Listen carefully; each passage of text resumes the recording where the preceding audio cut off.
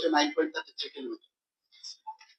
হাওড়া বাঁধের বন্যা প্রাচীর সুরক্ষা বৃদ্ধি এবং তার যে শক্তিশালীকরণ ইত্যাদি প্রদান করে হাওড়া নদীর বাঁধের জন্য একটা ড্রাফট কনসেপ্ট পেপার তৈরি করা হয়েছে। মোট 248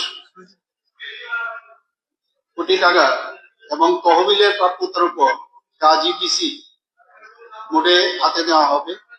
এছাড়াও এখানে মাননীয় বিধায়ক উনি এই বিষয়ে আরো বেশি অবগত আছেন, উনি নিজেও মেয়র আগরতলা মিউনিসিপাল কর্পোরেশনের।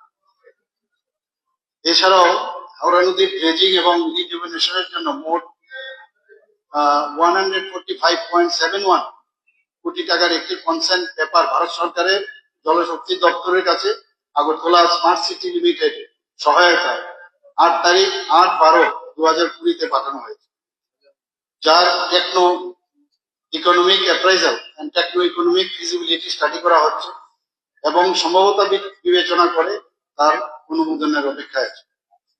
বর্তমানে পূর্ত দপ্তরের জলসম্পদের বিভাগ থেকে হাওড়া নদীর গর্ভে জমাকৃত পলি, স্তূপীকৃত আবর্জনা এবং নদীর চর পরিষ্কার করার জন্য একটি বিশেষ কর্মসূচি হাতে নেওয়া হয়েছে, যা আগামী 6 মাসের মধ্যে সেটা শেষ করার প্রচেষ্টা থাকবে। এর সঙ্গে যাতে জনসচেতনতা অ্যাওয়ারনেস প্রোগ্রাম সেটাও হাতে নেওয়া হয়েছে, যাতে হাওড়া নদীর জলে স্তূপীকৃত নোংরা আবর্জনা ইত্যাদি ফেলা রোধ করা যায়, যাতে নদীর জলের স্বাভাবিক প্রবাহ ব্যাহত না হয় এবং নদীর জলও যাতে দূষিত না হয়।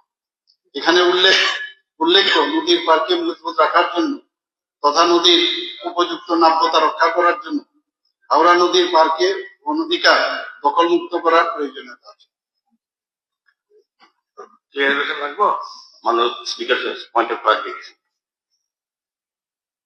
হাওড়া নদীর নাব্যতা বৃদ্ধির ক্ষেত্রে আমাদের মাননীয় মুখ্যমন্ত্রী আজকে সভায় যেটা বলেছেন তার থেকে আগরতলা পুরবাসী আমি বলবো আগরতলাবাসী আশ্বস্ত হয়েছেন এবং ওনাকে ধন্যবাদ জানাই যে